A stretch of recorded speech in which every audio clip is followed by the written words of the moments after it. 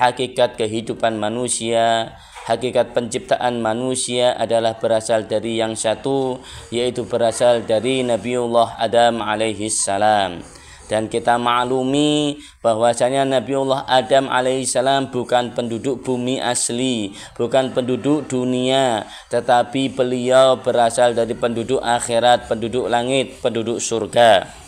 Karena satu alasan, beliau ketika berbuat kemaksiatan kepada Allah Subhanahu wa taala ditanya oleh Allah, "Wahai Adam, kenapa engkau makan buah yang aku larang, padahal masih banyak makanan yang aku halalkan kepadamu?"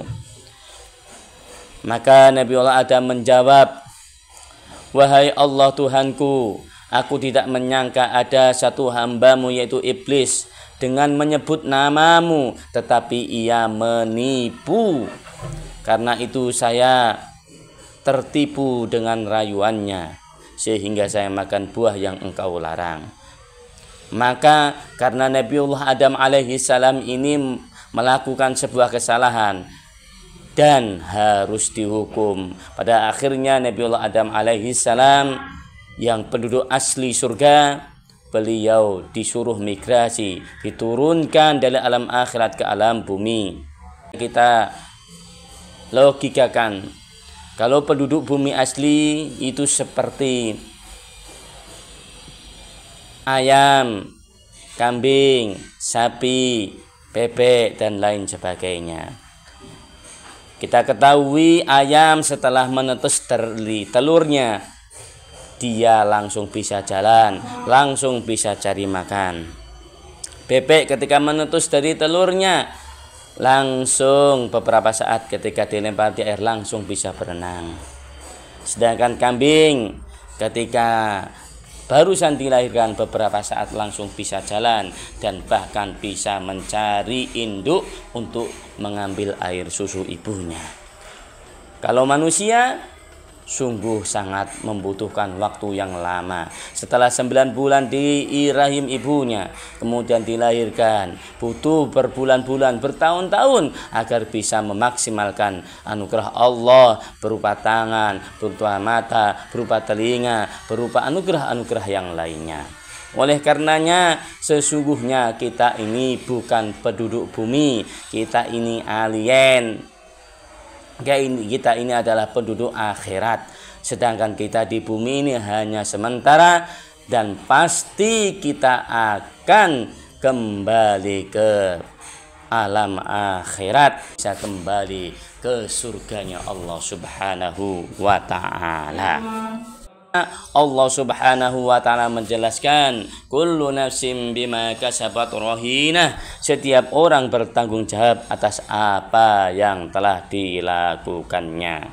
Tak terasa kehidupan di dunia ini sungguh amat cepat. Baru beberapa saat yang lalu kita ini masih usia SD, sekarang sudah usia SMP, sudah SMA, sudah kuliah, sudah bekerja, sudah memiliki keluarga, bahkan sudah memiliki putra ataupun cucu. Oleh karenanya jangan sampai kita ini ketika kembali ke hadirat Allah Subhanahu wa ta'ala, kita malah tidak bisa mempertanggungjawabkan atas apa yang telah kita lakukan ketika hidup di dunia. Kata Allah Subhanahu wa ta'ala, A'udzu billahi minasyaitonir rajim. Bismillahirrahmanirrahim. Wala taqfu ma laysa laka bihi ilm. Innas sam'a wal basara wal fuada kullu ulaika kana anhu mas'ula. Dan janganlah kamu mengikuti terhadap apa yang tidak kamu ketahui. Sesungguhnya pendengaran, penglihatan, hati nurani, semua itu pasti akan dimintai pertanggungjawaban. Maka kita akan rugi bila tidak diisi dengan amal yang tepat. Setelah kita beriman, mengakui Allah Subhanahu wa ta'ala adalah Tuhan kita, tidak mempersekutukan dengan yang lainnya, maka yang kita lakukan adalah itu sholat. Dan karena sholat adalah amal ibadah yang wajib, amal ibadah yang utama bagi orang-orang yang beriman. Selain itu, marilah kita memiliki sikap sabar atas segala yang terjadi pada diri kita, keluarga kita, lingkungan kita, dan tentunya kita juga menjadi orang-orang yang syukur, dengan syukur kepada diri sendiri, syukur kepada Allah Subhanahu wa taala, syukur kepada sesama manusia. Sedekah kita untuk kebaikan, infak kita untuk kebaikan. Perumpamaan orang yang berinfak di jalan Allah yaitu seperti menanam satu butir, dan setiap butir memiliki 7 tangkai, dan setiap tangkai akan memiliki 100 butir, 100 buah, dan Allah akan melipat gandakan kepada setiap orang yang dikehendakinya. Kita bisa berbuat kepada orang lain, apalagi berbuat kepada kedua orang tua kita. Maka tentunya amaliah seperti ini harus kita lakukan. Kemudian juga marilah kita senantiasa berijtihad di jalan Allah Subhanahu wa taala, yaitu kita memuliakan, kita mensiarkan, membantu syiar yang ada di masjid-masjid yang kita cintai, di musala-musala yang kita cintai, agar umat manusia senantiasa mendapatkan hidayah Allah Subhanahu wa taala, sehingga mereka manusia ini bisa kembali ke jalan yang benar, yaitu jalan yang menuju ridha Allah Subhanahu wa taala, yaitu menjadi penduduk surga. Amin ya rabbal alamin.